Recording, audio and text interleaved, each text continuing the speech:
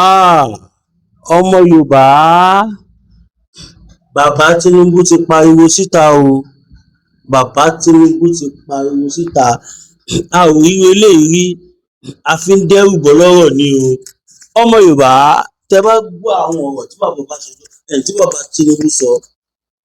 Bàbá Tinubu ti gbé presidency sẹ́gbẹ̀ẹ́ kan, wọ́n ti sọ reality. Now,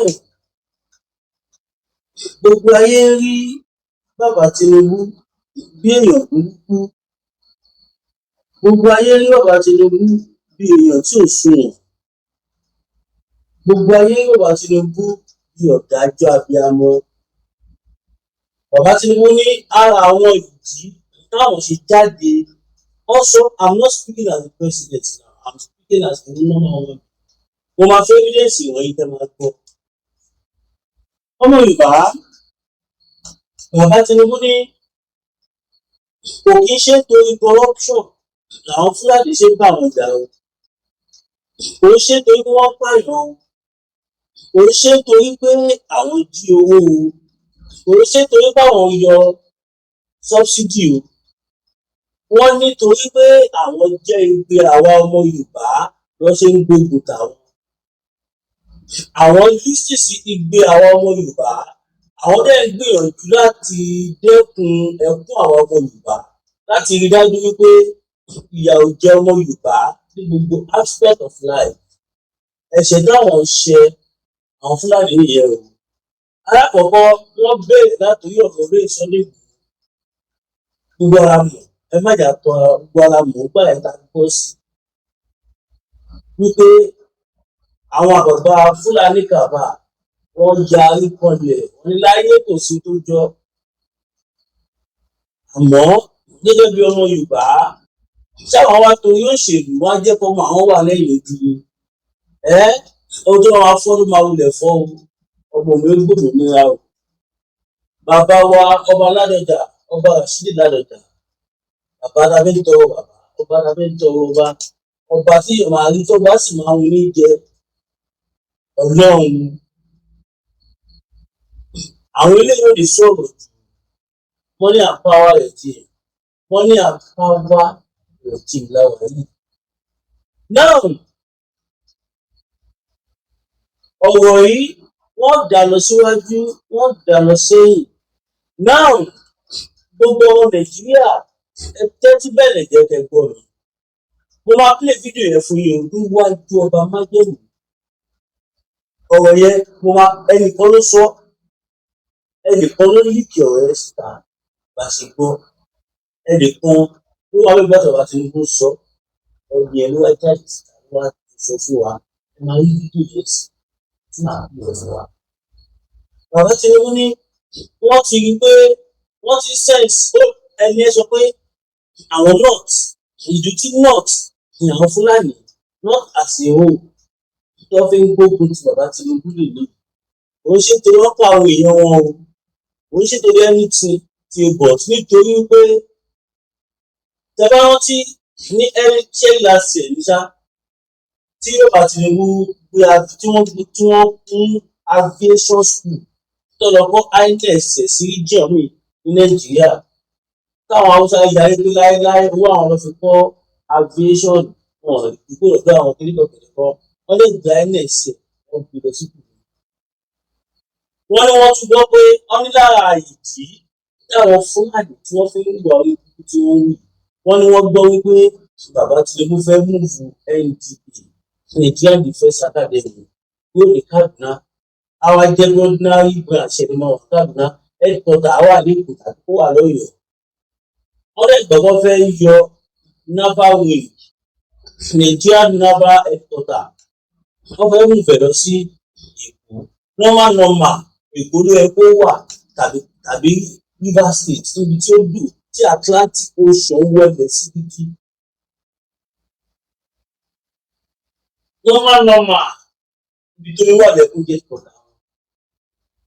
Tó bá possible gan kí orí omi deep sea yẹn kó jẹ́ parking space àwọn ship wa. But that's the case. Wọ́n ní wọ́n ti gbọ́ pé bàbá Tinubu fẹ́ yọ air wing headquarter ní àwọn air force headquarter wọ́n fẹ́ gbé lọ sí south, wọ́n fẹ́ gbé kúrò ní north. A lot of things àwọn Fúlàní tẹ̀lé ń wò yìí wọ́n gbọ́n débi pé wọ́n mọ̀ pé ohun tí bàbá Tinubu ń ṣe is either is coming for region restructuring or total separation of Nigeria. That is why they have decided láti bẹ̀rẹ̀ sí ní fi insecurity láti fi destroy ìjọba bàbá Tinubu.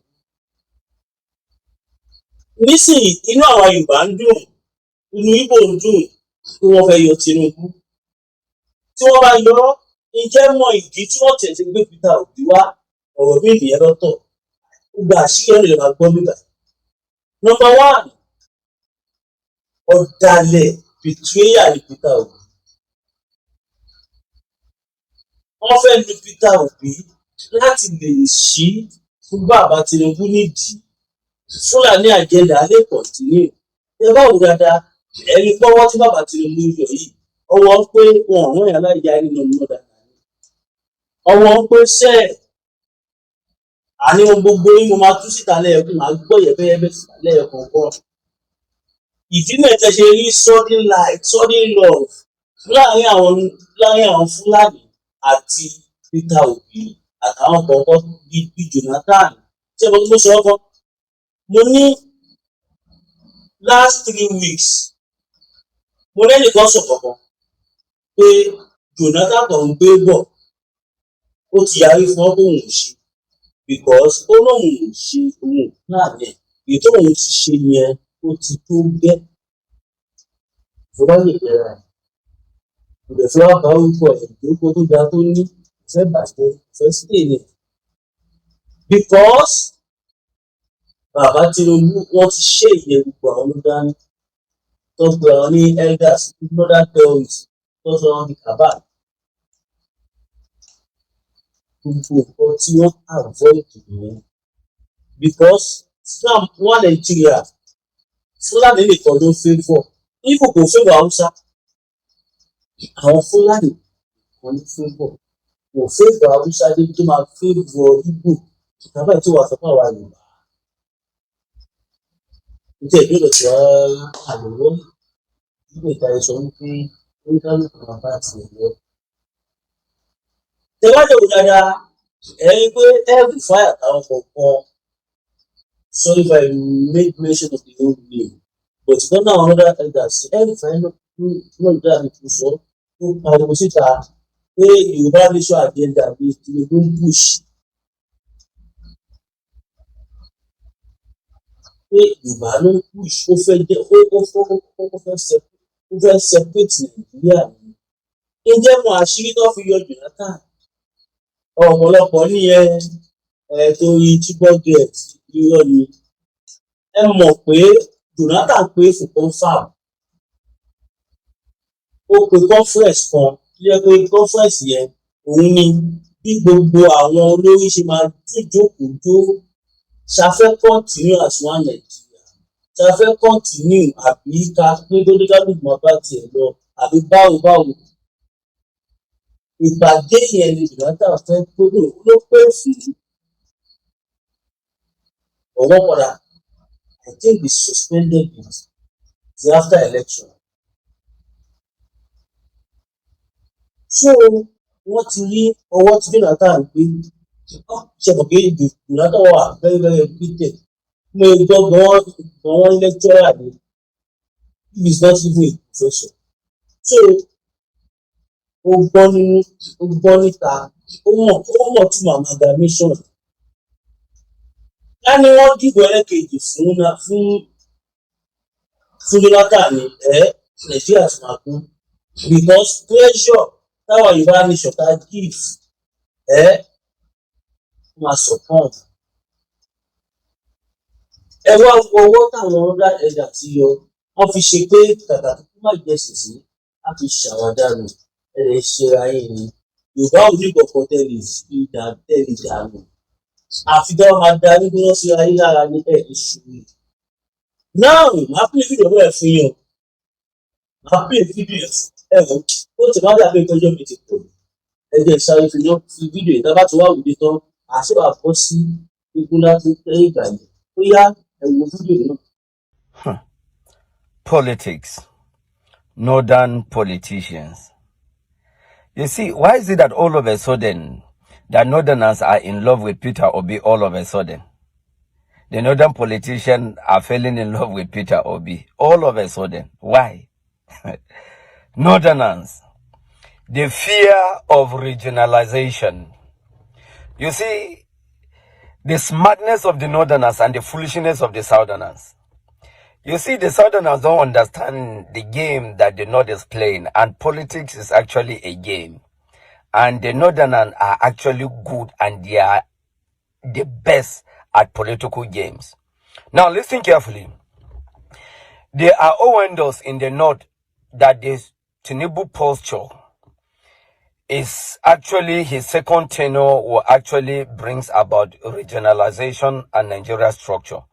There are rumors and windows in the North that Tinubu is actually removing the depot, the recruitment of the military, that he will establish one in Enugu and one in either Ibadan or Ogbomoso. This is decentralization and regionalization. The North are not happy with it.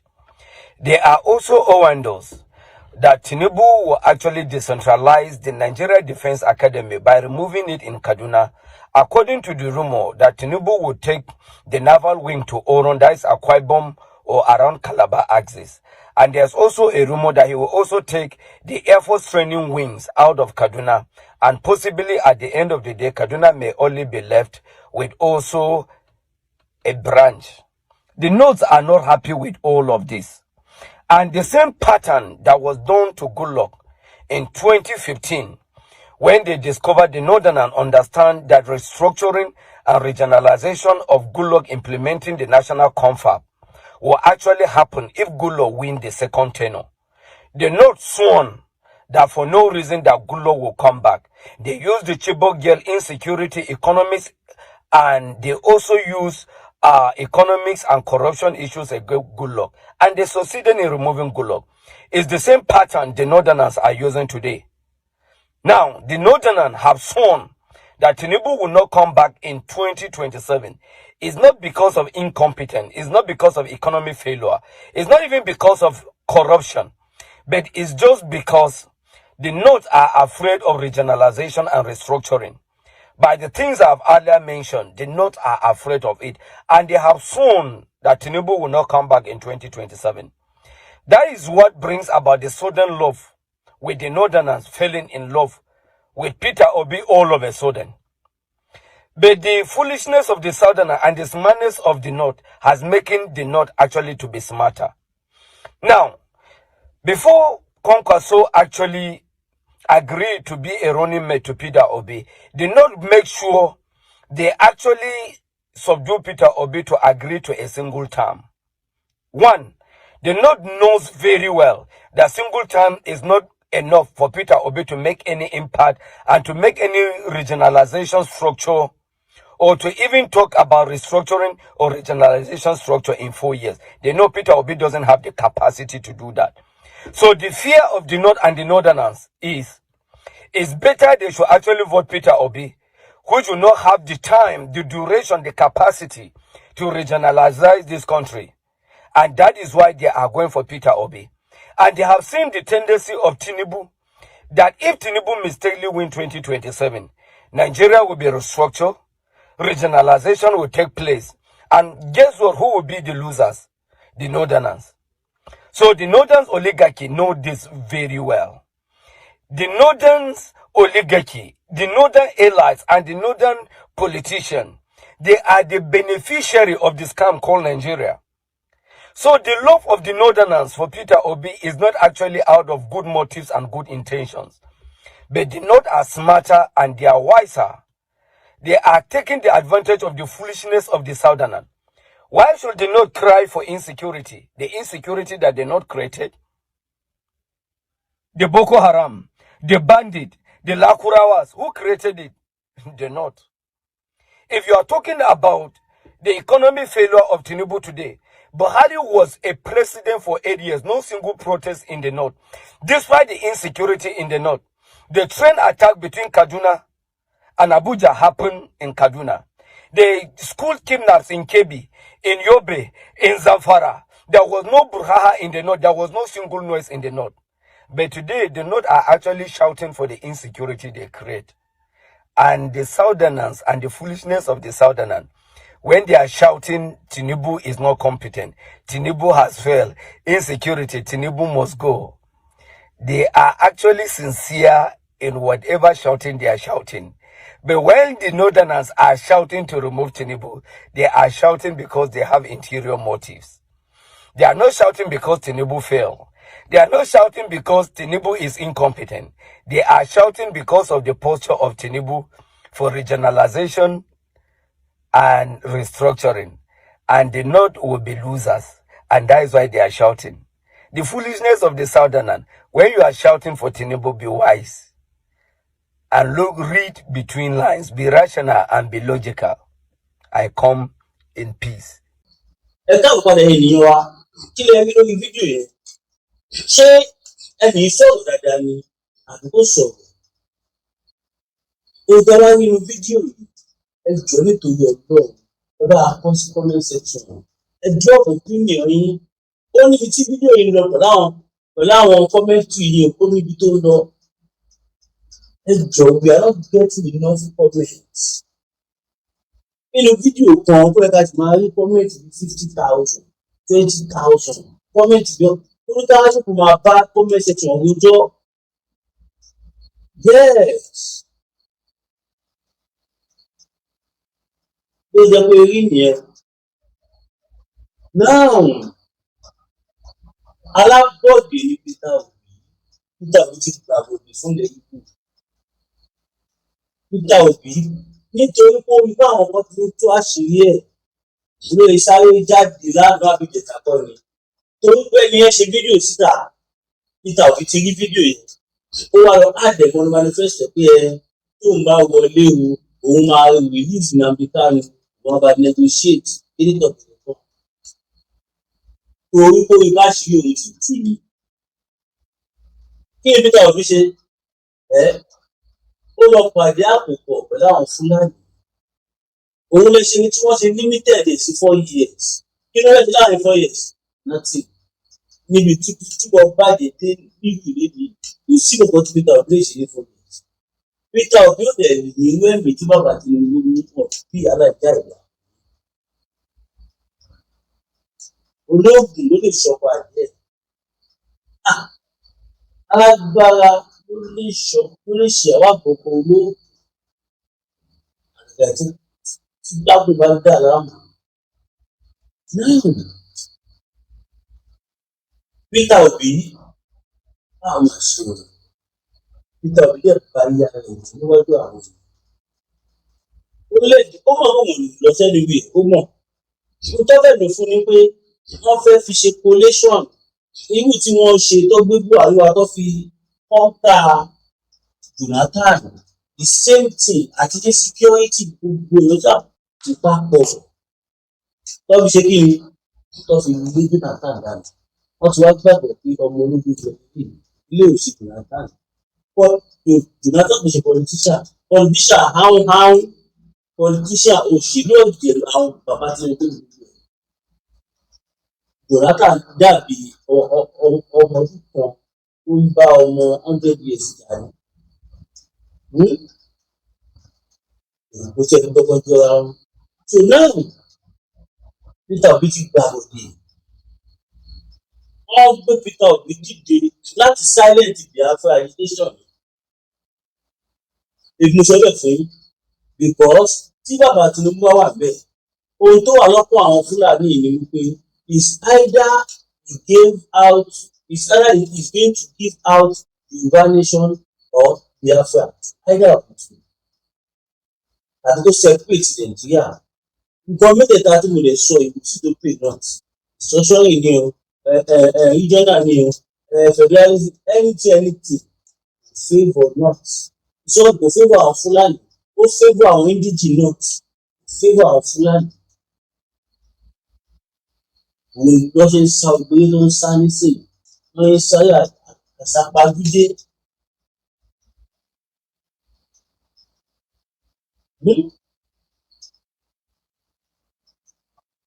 Òun lẹ ṣe tó lọ gbóòlù wá so that agenda tó tó bá Tinubu fẹ́ achieve táwọn wá ti vote out táwọn gbé táwọn gbé Peter Obi bọ́ibọ́i wọn táwọn gbé wọlé ọmọ kan làwọn máa control Peter Obi agreement wà ó máa wà agreement máa wà bóyá báyìí lè kọ́ rẹ̀ sí eléyìí wàá ṣe eléyìí kò ní ṣe eléyìí ò ní ṣe eléyìí ò ní ṣe eléyìí ò ní ṣe eléyìí ni wàá ṣe eléyìí ẹ̀wọ̀n àwọn náà máa rí móòtù ẹ̀ bí Fúlàní ti ṣe ti ọ̀pẹ́tẹ̀ Nàìjíríà nìyí àwọn ọmọ ló máa ń láìlè wọn lọ́wọ́ wọn bí aláìjà ọ̀dà tó wọ́n sọ fáwọn wọ́n parí tẹ̀nà ọ̀rọ̀ yẹn wọ́n mọ̀ pé kò sí kan tí Peter Obi lè ṣe láàrin fún mi sí ọmọ kò sí ó kọ́kọ́ àwọn èsì ẹ̀ ní tó fẹ́ achieve bẹ́ẹ̀ kọjá wípé wọ́n fi Peter Obi lé Tinubu so that tí Peter Obi bá máa gbé ìjọba ẹ̀ lẹ́yìn 4 years ọmọ Fúlàní ló máa tẹ́wọ́ gbà either Atiku or El-Rufai Gumi tàbí Shettima any of them ló máa tẹ́wọ́ gbà wọ́n tẹ̀lé fìgọ́ náà kábà ẹ̀gbọ́n fi ṣe vice president Peter Obi so that tí wọ́n á kọ́ ẹ̀gbọ́n bẹ̀rẹ̀ wàhálà kan wọ́n lè mú Peter Obi kọ́ sọ sókè kí ọmọ Haúsá wọn tó jẹ́ báyìí ṣe kó tèkù bàjọba tábà lè fi lè lajú ẹ̀ tí kò báyìí bá ṣe South ajẹ́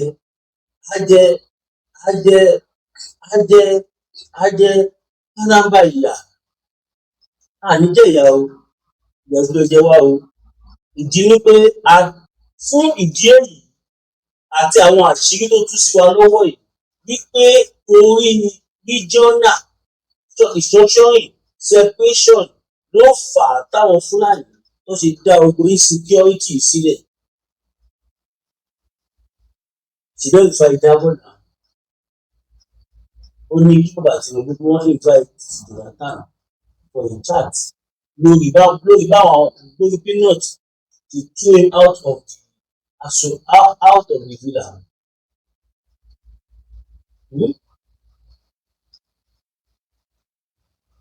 So bẹ́ẹ̀ ká gbọ́ra wa lọ́wọ́ yìí ká sì dúró sórí ìkọta wà yìí náà ká sì dúró sórí ẹ̀ sọ̀rọ̀ bẹ́ẹ̀ ohun táwọn ọmọ Yorùbá máa ṣe ní kíkà lọ múra ká pìpì ẹ̀ láti gbìyànjú ara wa láti dìfẹ́ǹdì ara wa pariwo gbogbo ká padà sílé ẹ jẹ́ ká lọ bá àwọn bàbá wa nílé kò sí ìdílé tó wà tí wọn ní kan tó ń bọ́ lẹ̀ Yorùbá kò sí ìdílé tó wà tí wọn ò ní kankan tó jọ wọ́n ṣẹ̀ṣe ìwé ló má bà wọ́n ṣe àwọn bàbá tẹ́ lè má bà wọ́n ṣe wọ́n máa ní kan tó ń ṣe nílé yín padà sí ìdí ìgbìyànjú lọ jìrá ń bẹ̀ jọ ọmọkùnrin ó má kọ̀ pa ẹ́ bígbà tí òògùn bá pajá ó má kọ̀ pa ẹ́ bígbà tí ìyẹn bá pàtó tó bá kó ṣe láti tún bá ìjọ méjì ó tún di ẹ̀mí náà méjì àsọ̀kù. ọmọ Yorùbá ẹ ká gbọ́n ọmọ Tinubu wa divide and conquer ló fẹ́ lò fún wa divide and conquer tí wọ́n bá parọ́ ó kù mí pọ̀ náà mi bá bàbá Tinubu sọ̀rọ̀ mi jẹ́ $1 wọn rí mi jẹ́ $1 rí lọ́rọ̀ bàbá Tinubu tàbí APC dábàá ní lórí àtòrí owó tó fún àbí kọ̀ọ̀kan gbogbo ilẹ̀ mi ní ọmọ yín ó pé mi ìwà ìgbà tí wàá pé ìbọn tí bá fẹ́ ju kìlọ̀ gba owó lọ́wọ́ lóṣù tó máa jẹ́ pé yọ́n lòdì mi ìyẹ́ bàbá òṣèlú ẹ̀ yes ìgbà tí mo ti pariwo pé mo fẹ́ gba ilé mo fẹ́ ṣe bá mo ní ìdí owó ẹ̀sán mi tí mi bẹ́ẹ̀ láwọn èèyàn tọ́nà tó jẹ́ pé àwọn méjì mẹ́ta kan tọ́nà àti táìbọ̀ mo ṣe kí ni mo ọ́ọ̀dù mo sáré ní ọ̀hún mo fi $2 million the glory of God bó tiẹ̀ jẹ́ pé mo lọ yá balance rẹ̀ wọ́n rẹ̀ ti ń sìn mí níwájú ọlọ́run àtìkù ìgbẹ́ ìlú mo yá $100,000 ẹni tó yá mi bá máa gbọ́ tó bá mi báyìí mo ti san 300 níbẹ̀ ó kù 300 ọdún yẹn kù 300 because réètì owó tí wọ́n ń bẹ̀rẹ̀ máa ń já ẹ ṣáàbù 350 or 370 tí màá fi balance ẹ̀ tó gbòmí láti ṣe máa rí owó yìí owó pọ̀ lọ́wọ́ láti ọ̀dà òun fún ẹ. 200,000 tó wẹ́ pè máa yá ẹ̀ wọ́n rí pé ọmọ máa gbọ́ support mi ní tí ìdá padà fún tó yá mi mo dẹ̀ mo tàṣùpé sọ fún yín pé mo dúpẹ́ lọ́wọ́ gbogbo ọmọ ìgbà káàkiri àgbàlá ilé ilé ibi ẹ ṣe fífẹ́ hàn mí tẹ́ ẹ pé máa bí kí ló dé ilé ẹjọ́ mẹ́ta àfi bẹ́ẹ̀ rẹ̀ ní ráyé financial aspect ló fà á láti ibi tí mo wà síbàdàn nìkan kó mo fẹ́ lọ bá òun is not a joke àtẹ̀lé lọ́dọ̀ sí ìpìtì nísìnyí báyìí a fẹ́ tọ̀ ọdún tó lẹ́yìn Yorùbá ìjẹ̀bù ní private car so that mi lọ máa ta ọmọ tó lè gáràjì náà níbi olúwa ẹ̀ tí bá sọ̀rọ̀ tó dùn mí rí ìgbà mi wà tó bá lọ sí láyé ìbàjẹ́ tí wọ́n ti dé mi wọ́n ti ṣètò níbi tó dé láti ọ̀dọ̀ pé mò ń lọ. mo pariwo ẹ̀yìn ni wá ìsọ̀pọ̀tì mi bẹ́ẹ̀ tiẹ̀ fún mi lówó tó jẹ́ mọ́tò náà ìgbà tó fún mi nígbà tó ń so that I will not be lacking behind. ẹ lè fún mi lówó ẹ lè fún mọ́tò fún mi ọmọ ìgbà tó lè ṣe wà tí ò tẹ̀lé mọ̀ kóun ṣe pọ̀ mọ́. ó gbà ẹ̀ pé tó bá ń tó olúwa ẹ̀ yọ ọgbọ́n ni ó pè kí n gba owó mi lọ fún ara mi láyé ti gbé ẹlòmíà gbé mọ́tò fìyàn ó lè jẹ́ stolen car ẹlòmíà gbé mọ́tò fìyàn á fi tracker sí lára á máa monitor life ẹni yẹn with bad hidden agenda ó ti wà lọ́kàn tẹ́lẹ̀ àwọn fún mọ́tò ya gbọ́ mọ́tò àbí tẹ̀síwájú and pẹ̀lú bó ti sọ iṣẹ́ tí mò ń ṣe yìí ìdẹ̀kùn ìdáhùn tó bẹ̀rẹ̀ ṣùgbọ́n àwọn kan wà tó lè fún mi tí màá gbà ìlú àwọn tó jẹ́ bí ìyá bàbá sí mi tó máa ń bá mi sọ̀rọ̀ tàǹdán tó nífẹ̀ẹ́ mi máa ń mú mi mọ̀ nípa ẹ báyìí kí n lag behind I'm now missing a lot yes mo bí tọrọ láti ìgbọ́dọ̀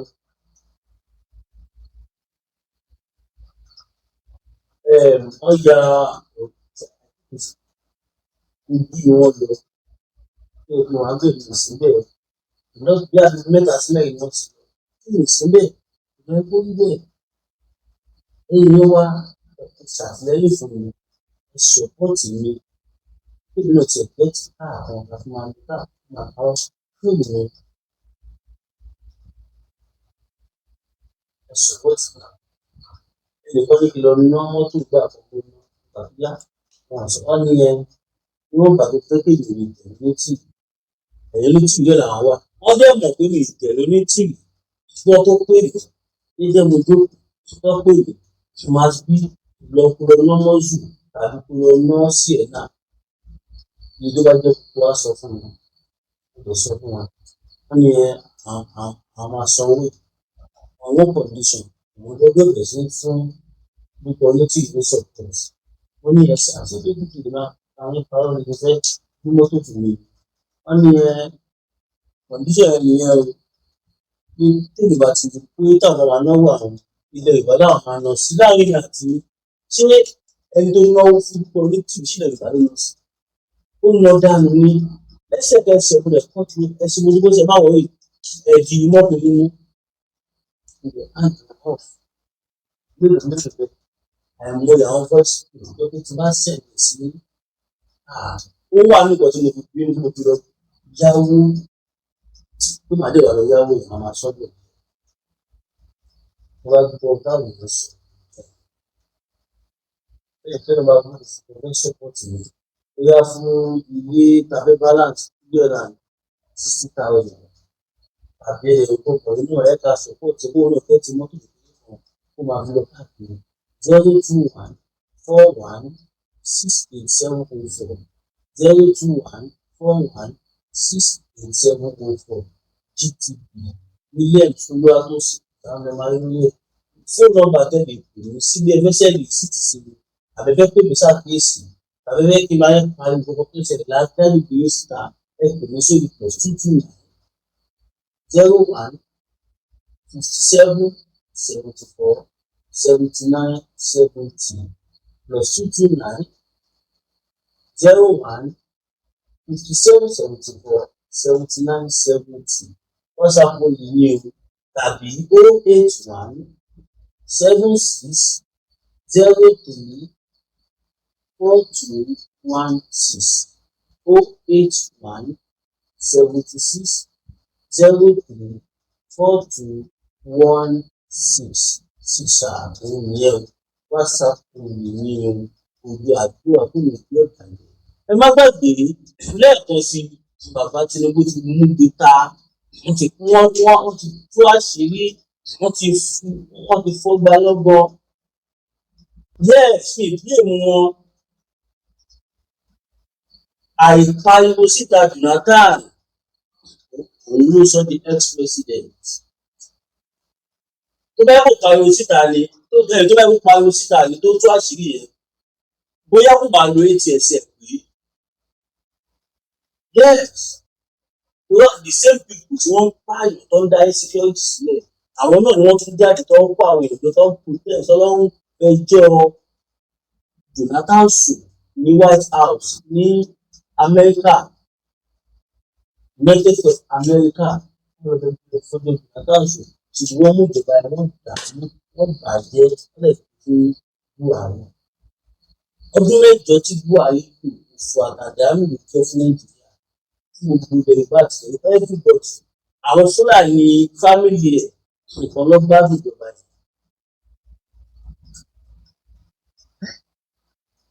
All in the name of selfishness, greediness, ìmọ̀ta ẹni nìkan. Tí ò bá rí bẹ́ẹ̀ ìyànká olóṣù ẹ wo ọ̀rọ̀ yìí wà very very annoying.